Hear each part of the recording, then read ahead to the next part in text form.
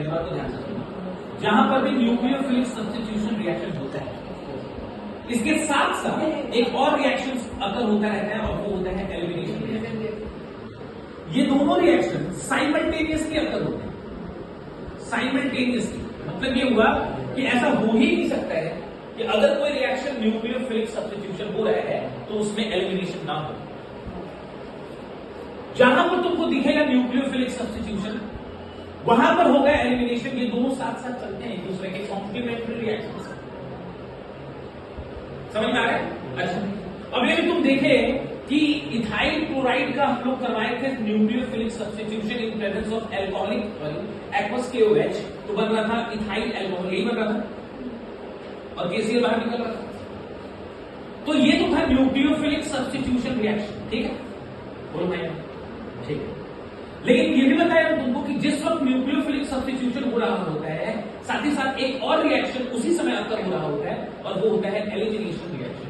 और बताओ कि इथाइल क्लोराइड यानी कि अल्काइल हैलाइड का अगर हम लोग एलिमिनेशन करें, एलिमिनेशन रिएक्शन में जो प्रोडक्ट बनता है जो बनता है वो क्या कहलाता है? एल्कीन। ये तुम लोग एक नोट्स कॉपी में है, तुम लोग जाकर घर में देख सकते हो। तो यहां से अगर हम लोग इथाइल क्लोराइड का एलिमिनेशन रिएक्शन करवाएंगे तो यहां पर फॉर्मेशन की सृष्टि होगी। यानी कि अगर हम बोल रहे हैं कि ये रिएक्शन हम लोग एक्वस KOH के प्रेजेंस में करवाएं तो ये भी प्रोडक्ट बनता है और ये भी प्रोडक्ट बनता है, दोनों साथ में बनते हैं। ये मत सोच लेना कि पहले ये बन गया उसके बाद ये बनेगा ना, ये दोनों के दोनों प्रोडक्ट साथ में बनेंगे, बस डिफरेंट होता है मेजर और माइनर का। मेजर प्रोडक्ट जो होगा वो बनेगा अल्कोहल और माइनर प्रोडक्ट जो बनेगा वो बनेगा एल्कीन।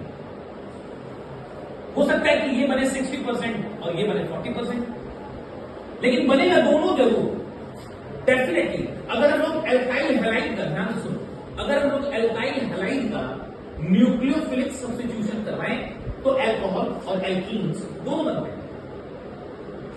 समझ में आ गया? क्यों? क्योंकि ये दोनों रिएक्शंस साइमल्टेनियसली होते हैं, एक साथ। डिफरेंट बस यही होता है कि ये अल्कोहल मेजर प्रोडक्ट देता है और alkenes as a minor product produce होते हैं। अच्छा, यही रीजन है कि ये method of preparation of alcohol prefer नहीं किया जाता। This is not the best method preferred for the preparation of alcohol. बात समझ में आ रही? क्यों? This method is not preferred as the best method for the preparation of alcohol. क्यों भाई? क्यों? अल्कोहल बनाने के बहुत सारे तरीके हैं, लेकिन ये तरीका कन्वीनियंट नहीं है। क्यों नहीं है? हमको चाहिए 100% अल्कोहल, लेकिन जब हम लोग इसका न्यूक्लियोफिलिक सब्स्टिट्यूशन करवाएं तो मेरे पास हाथ में आया 60%, 40% तो बन गया एल्कीन, और ये बनेगा ही, कंफर्म है, ये एज अ माइनर प्रोडक्ट बनेगा ही अगर तुम लोग इस रिएक्शन का करवाओगे क्या? न्यूक्लियोफिलिक। तो हमको जितनी क्वांटिटी में हमको अल्कोहल चाहिए उतनी क्वांटिटी में अल्कोहल ये रिएक्शन नहीं देगी, क्योंकि कुछ अल्कोहल्स बन जाते हैं और कुछ एल्कीन्स बन जाते हैं। इसीलिए इस रिएक्शन को बेस्ट मेथड का प्रेफरेंस नहीं दिया जाता है।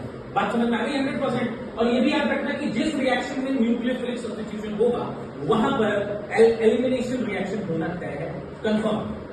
बस डिफरेंस ये होता है कि न्यूक्लियोफिलिक सब्स्टिट्यूशन वाले प्रोडक्ट मेजर होते हैं और एलिमिनेशन रिएक्शन वाले प्रोडक्ट माइनर होते हैं। और तीसरी बात ये भी याद रखनी है कि इन द एलिमिनेशन रिएक्शन जो प्रोडक्ट बनता है वो एल्कीन्स होता है। क्लियर? नोट डाउन करो।